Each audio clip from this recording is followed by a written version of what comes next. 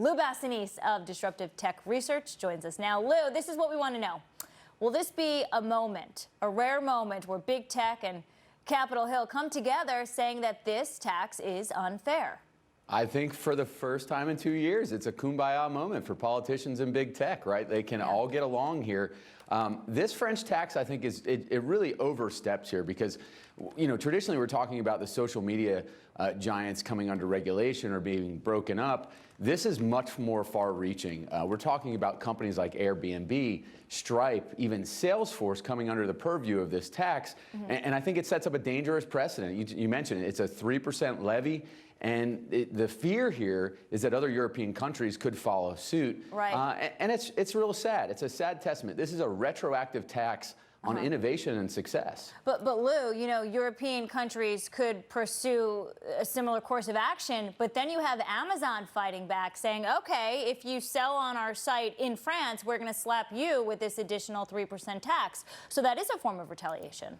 Yeah, it is. It's former and this is the crux of the issue. The tech companies never really pay. It's always us as the consumers on the other end. Because if they pass it on to the business sellers, they're going to just pass the cost on to us. So these designs, these grand designs to break up and regulate tech and overburden them with taxes just ends up burdening the consumer. President Trump reportedly, Lou, told a fundraiser in the Hamptons a few days ago that there will be a 100% tariff on French wine. Cheryl's very annoyed about this. Is that the retaliation we could expect?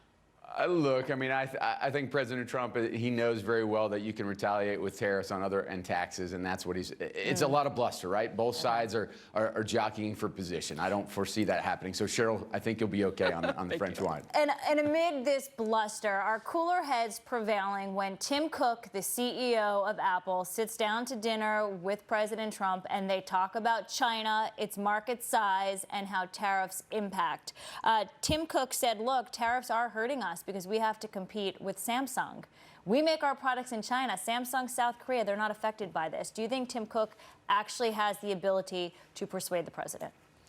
Look, I think he has the president's ear. The president listens to him, but he doesn't bend to him every time.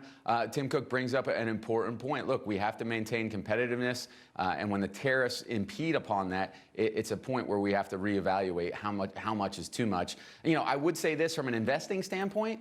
All this trade and tariff and tax talk presents an opportunity to buy on the dips pretty much every time. I mean, we've seen Apple sell off significantly and it's bounced back. So from an investment standpoint, it's creating opportunities. Yeah, and if you bought on the dips last week, you did pretty well. Lou Basenese, thank you so much for your time this morning. We appreciate it. Thank you, Lauren. Look, you can tax my phone, don't tax the wine.